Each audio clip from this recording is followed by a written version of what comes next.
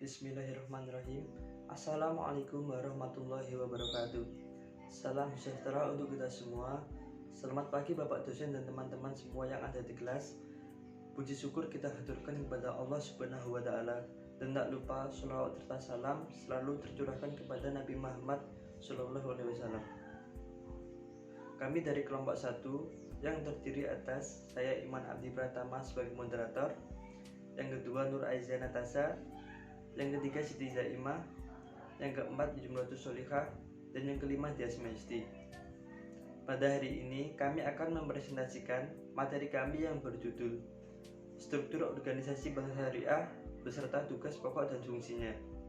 Selanjutnya, saya persilahkan kepada presentator untuk memaparkan materinya. Materi yang pertama yaitu struktur organisasi. Struktur organisasi merupakan susunan dan hubungan antara bagian dan posisi dalam suatu perusahaan atau bank. Struktur organisasi menjelaskan pembagian aktivitas kerja serta memperhatikan hubungan fungsi dan aktivitas sampai pada batas-batas tertentu. Struktur organisasi juga memperlihatkan tingkat spesialisasi aktivitas tersebut, menjelaskan hierarki dan susunan kewenangan, serta tingkat sebuah pelaporan. Struktur organisasi mencerminkan bagaimana tata laksana bisnis dan budaya organisasi. Bank Syariah harus mampu membuat struktur organisasi yang efektif, sehingga prosedur bisnis dan peningkatan pengetahuan dapat menjamin bahwa karyawan memahami target sebuah organisasi. Dengan adanya struktur organisasi, maka stabilitas dan komunitas organisasi bisa tetap bertahan. Materi yang selanjutnya yaitu kelembagaan perbankan syariah di Indonesia. Kelembagaan yang ada di perbankan syariah di Indonesia antara lain: 1. Bank Umum Syariah. Bank Umum Syariah adalah bank yang melaksanakan kegiatan usaha berdasarkan dengan prinsip syariah yang dalam kegiatannya memberikan jasa dalam bentuk lalu lintas pembayaran. Bank Umum Syariah memiliki bentuk hukum perseroan terbatas, perusahaan daerah atau koperasi. Yang kedua adalah unit usaha syariah. Unit usaha syariah atau UUS adalah unit kerja di kantor pusat bank umum konvensional yang berfungsi sebagai kantor induk dari kantor cabang syariah. UUS memiliki tugas: 1. Mengatur dan mengawasi seluruh kegiatan kantor cabang syariah. 2. Melaksanakan fungsi treasury dalam rangka pengelolaan dan penempatan dana yang bersumber dari kantor cabang syariah. Yang ketiga, menyusun laporan keuangan. Dan yang keempat, melakukan tugas penata usahaan laporan keuangan kantor cabang syariah. Yang ketiga adalah BPRS atau Bank Pengkreditan Rakyat Syariah, yaitu bank yang melaksanakan kegiatan usaha berdasarkan dengan prinsip syariah yang dalam kegiatannya tidak memberikan jasa dalam bentuk lalu lintas pembayaran. Yang keempat adalah Dewan Syariah Nasional atau DSN. DSN dibentuk oleh Majelis Ulama Indonesia yang memiliki kewenangan untuk memastikan kesesuaian antara produk, jasa, dan kegiatan usaha lembaga keuangan syariah. Yang kelima adalah Dewan Pengawas Syariah atau DPS. DPS adalah dewan setingkat dengan Dewan Komisaris yang bersifat independen yang dibentuk oleh Dewan Syariah Nasional dan ditempatkan pada lembaga keuangan syariah yang melakukan kegiatan usaha berdasarkan prinsip syariah dengan tugas yang diatur oleh Dewan Syariah Nasional. Yang keenam adalah Badan Arbitrase Syariah Nasional atau disingkat Basyarnas, yaitu lembaga yang menengahi perselisihan antara perbankan dan nasabahnya yang sesuai dengan tata cara dan hukum syariah. Yang ketujuh adalah Bank Indonesia. Peran Bank Indonesia dalam perbankan syariah yaitu: 1. Menciptakan lingkungan yang kondusif bagi perkembangan industri perbankan syariah. 2. Mensosialisasikan konsep bank Islam kepada masyarakat. Dan yang ketiga, berperan serta secara aktif dalam pembentukan komunitas keuangan Islam yang internasional, lembaga maupun institusi serta infrastrukturnya. Materi selanjutnya yaitu mengenai struktur organisasi bank syariah beserta tugas dan fungsinya. Tugas dan fungsi dari masing-masing struktur di bank syariah yaitu yang pertama, rapat anggota atau RUPS. Rapat umum pemegang saham atau RUPS merupakan kegiatan tertinggi dalam struktur organisasi bank syariah. RUPS berfungsi untuk membahas pertanggungjawaban kinerja dari direksi dan struktur-struktur lain di bawahnya selama masa kerjanya di periode tertentu dan disertai dengan pembahasan rancangan kinerja untuk periode yang akan datang.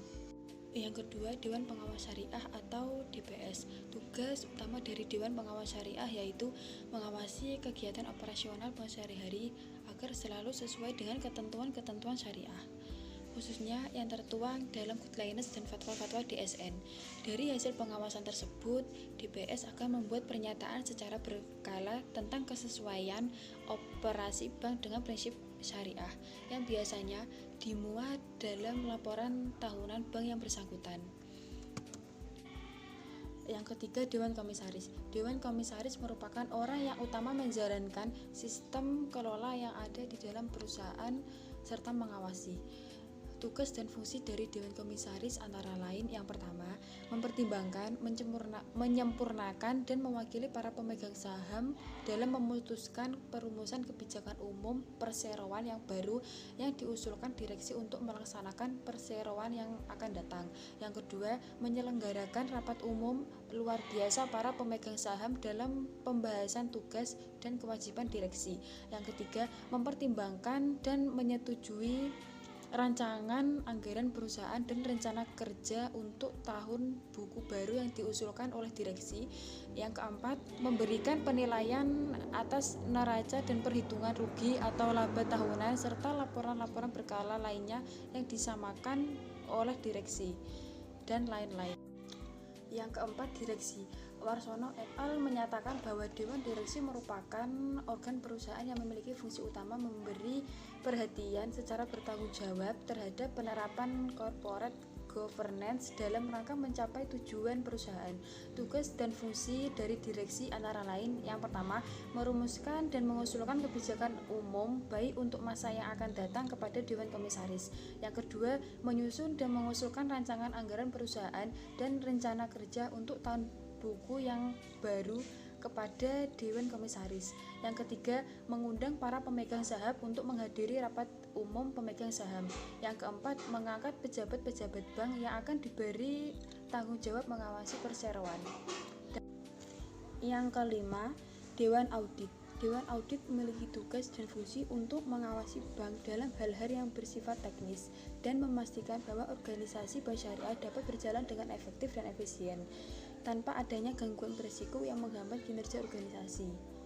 Dewan Audit juga bertugas untuk mengontrol dan mengendalikan aset organisasi supaya tetap dalam keadaan baik serta mampu memberikan rekomendasi dan solusi atas masalah yang dihadapi oleh organisasi.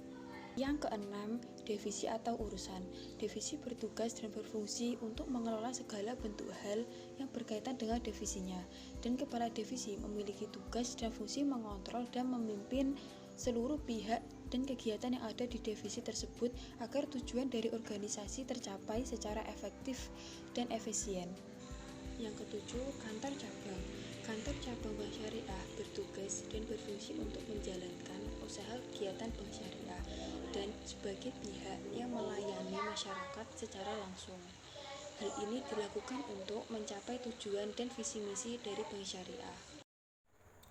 Materi selanjutnya yaitu mengenai perbedaan struktur bank syariah dengan bank konvensional.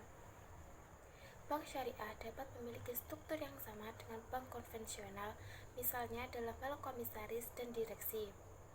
Unsur yang membedakan antara bank konvensional dengan bank syariah yaitu di bank syariah keharusan adanya Dewan Pengawas Syariah atau DPS yang bertugas mengawasi operasional bank dan produk-produknya agar sesuai dengan garis-garis syariah. Dewan Pengawas Syariah biasanya diletakkan pada posisi Dewan Komisaris pada bank umumnya. Mengenai tugas dan fungsi Dewan Pengawas Syariah telah dibahas secara rinci di subbab sebelumnya. Yang kedua yaitu organisasi kantor pusat dan kantor cabang. Yang pertama yaitu kantor pusat.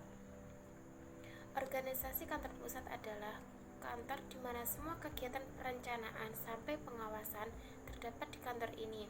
Jadi di kantor pusat tidak melakukan kegiatan operasional lainnya, tetapi hanya melakukan sebuah perencanaan dan pengawasan. Kemudian bank yang melakukan kegiatan usaha berdasarkan prinsip syariah wajib membentuk unit usaha syariah atau UUS. Unit usaha syariah memiliki tugas yang pertama mengatur dan mengawasi seluruh kegiatan kantor cabang syariah. Yang kedua, menempatkan dan mengelola dana yang bersumber dari kantor cabang. Yang ketiga, menerima dan menata usahakan laporan keuangan dari kantor cabang. Dan yang terakhir, melakukan kegiatan lain sebagai kantor induk dari kantor cabang. Yang kedua yaitu kantor cabang. Kegiatan cabang diarahkan oleh manajernya sesuai dengan peraturan dan kebijakan kantor pusat. Faktor yang mempengaruhi pertumbuhan perbankan cabang dipengaruhi oleh pertumbuhan daerah pinggiran kota, peningkatan kemacetan lalu lintas di pusat kota, dan yang terakhir perpindahan industri keluar dari pusat kota. Baik, materi yang selanjutnya yaitu mengenai peranan MSDM dalam organisasi bank syariah. MSDM merupakan proses kegiatan pencapaian tujuan melalui kerjasama antar manusia. Rumusan tersebut mengandung pengertian adanya hubungan timbal balik antara kegiatan dan kerjasama di satu pihak dengan tujuan di pihak lainnya. Untuk dapat mencapai tujuan tersebut, maka perlu dibentuknya suatu organisasi yang pada pokok secara fungsional dapat diartikan sebagai sekelompok manusia yang dipersatukan dalam suatu kerjasama yang efisien untuk mencapai tujuan, sehingga dapat dikatakan bahwa fungsi organisasi adalah sebagai alat dari manajemen untuk mencapai tujuan.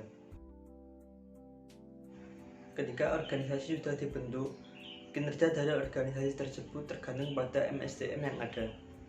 Artinya, kesuksesan dalam berjalannya organisasi tergantung pada SDM dari masing-masing pengembangan tugas dari dibentuknya organisasi dalam perbankan tersebut. Kualitas karyawan atau SDM yang baik itu harus memiliki pengetahuan akademik yang luas serta keterampilan yang handal, karena pengetahuan dan keterampilan merupakan kunci utama seorang SDM yang berkualitas. Kemudian, salah satu faktor yang menentukan peningkatan kerja lembaga bank syariah adalah tersedianya SDM dan infrastruktur penduduk yang berkualitas. Artinya, SDM yang berkualitas dibutuhkan oleh bank syariah adalah SDM yang secara keilmuan paham tentang konsep bank syariah dan ekonomi syariah, dan secara psikologis dia memiliki semangat keislaman yang tinggi. Baiklah teman-teman, demikianlah presentasi dari kelompok kami. Kurang lebihnya mohon maaf. Wassalamualaikum warahmatullahi wabarakatuh.